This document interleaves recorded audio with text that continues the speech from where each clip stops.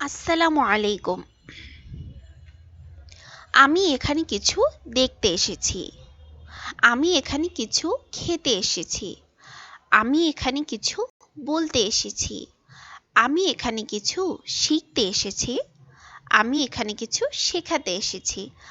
আজকের লেসনে এই টাইপের বাক্য আমরা কিভাবে ইংলিশে বলবো সেটাই শিখব।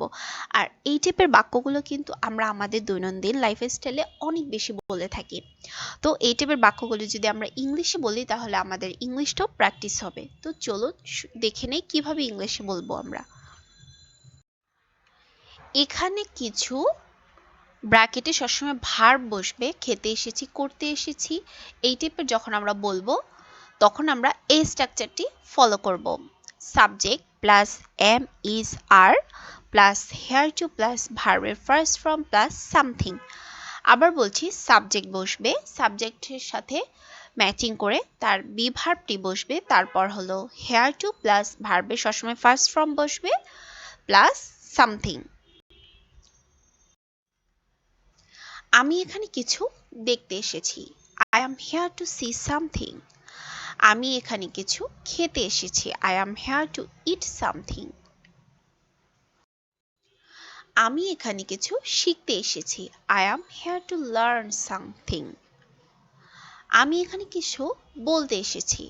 I am hair to say something. আমি এখানে কিছু শেখাতে এসেছি। I am hair to teach something. আমি এখানে কিছু জানতে এসেছি। I am hair to inform something.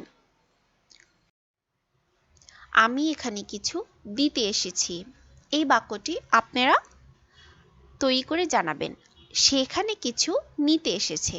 এই বাক্যটিও এই স্ট্রাকচারটি ফলো করেই আপনারা তৈরি করে জানাবেন কমেন্ট সেকশনে। আর হ্যাঁ, এই স্ট্রাকচারটি দিয়ে আরও এরকম নিজেরা বিভিন্ন বাক্য বানিয়ে বাসায় বসে প্র্যাকটিস করুন, তাহলে দেখবেন এই টাইপের বাক্য ইংলিশে বলতে একদম সহজ হবে।